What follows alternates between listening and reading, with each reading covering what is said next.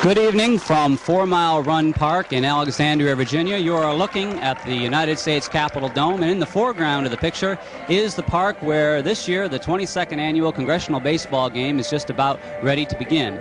We are just about ready now for the start of our introductions here at 4 Mile Run Park, which is the minor league baseball home of the Alexandria Dukes. Bobby Lyons.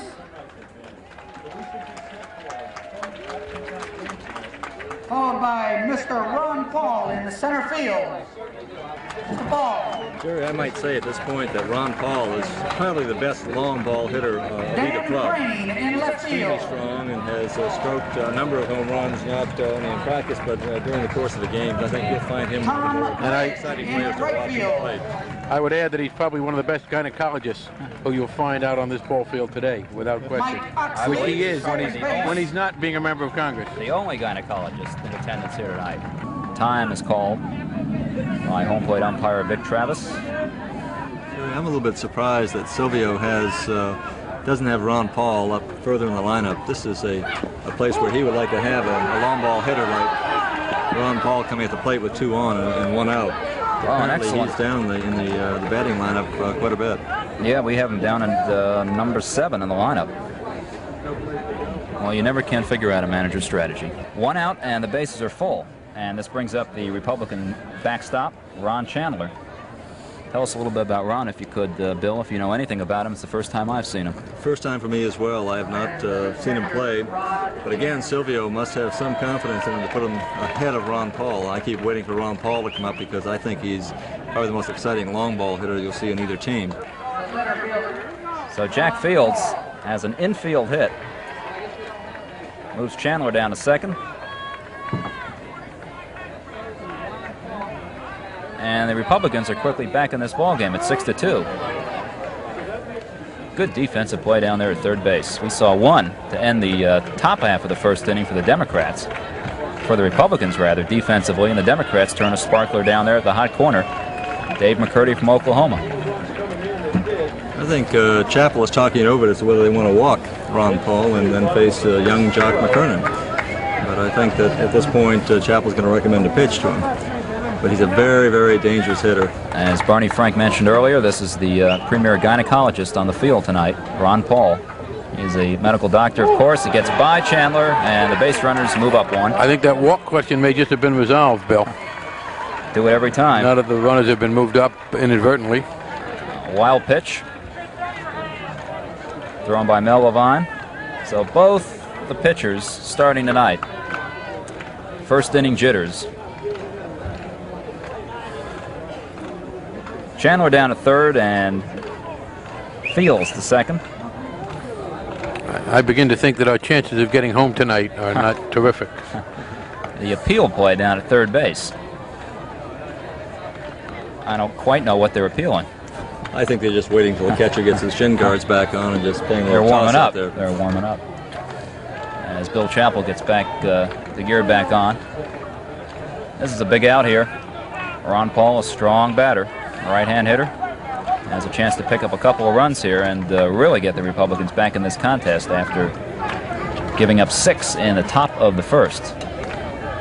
A little bit below the knees, 2-0. They're playing him very deep, as you'll notice. They're almost back to the scoreboards right now. Sinar is deep, shaded around the left center field.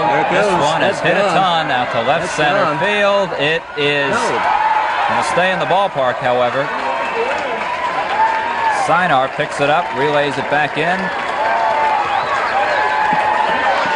And that one makes it a 6-4 ball game.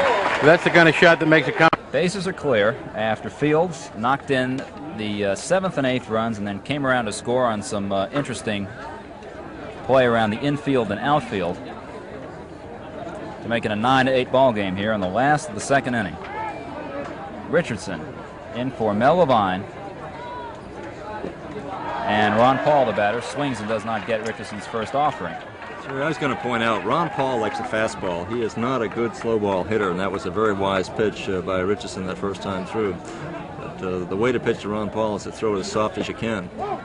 because he likes to swing hard, and when you throw a fastball, he's there, and that's when you have a chance of him losing the ball. And Fastball, of course, will supply its own power, they say, and you've got to supply more of your own power with the off-speed pitches. It's bunted, almost captured by Chappell as he got up awful quick.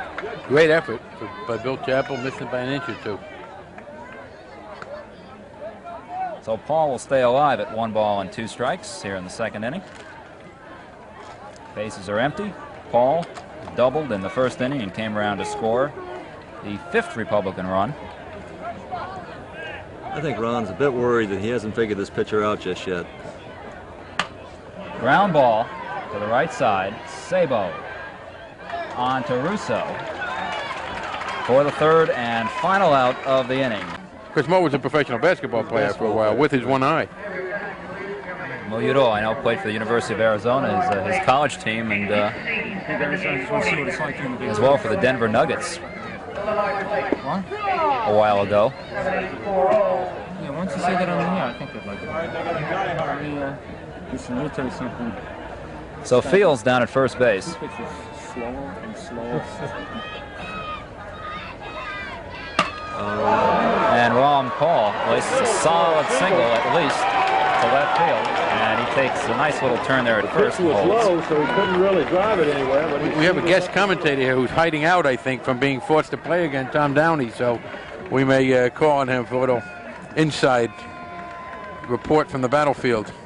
Tom started in left field tonight, and Harley Staggers has replaced him. Here it is.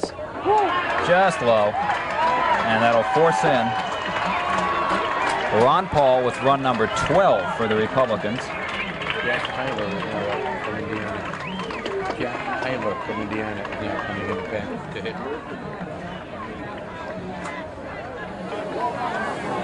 And now the tying run is just 90 feet away with 1 out. With probably the best hitter on the team up at the plate. So this is a very, very big batter for Dave McCurdy and the Democrats as the infield comes in a little bit and hits the batter, Ron Paul. 5th hits batsman tonight. And unfortunately, got him low enough. It did not. as he shows the crowd where he got hit. Let's take another look at that Around the outfield. cheek. John McKernan, a left-hander now due up.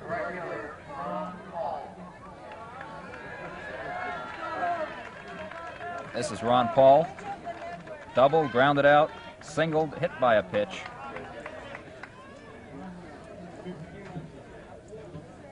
Over the years, Texas has produced some really fine ball players. There was a young ball player who came in with me, Alan Steelman from Dallas, and probably one of the finest looking ball players to ever serve in Congress, and was defeated, I think, after his 2nd term.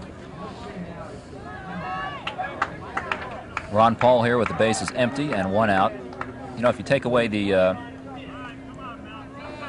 first 7 innings, or the first 6.5 innings here, we really have a score. We have a tie game, and both the starting pitchers are still in here, right? Let's just forget about the 16 runs, So the 17 Democrats hits. are back to the original lineup, except for Jim Moody replacing Bill Chappell. 2-0. Levine had trouble with Fields, but then got him on a pop-up for the first out of this bottom of the 7th. This is sudden death here. 1 run, and the Republicans have it.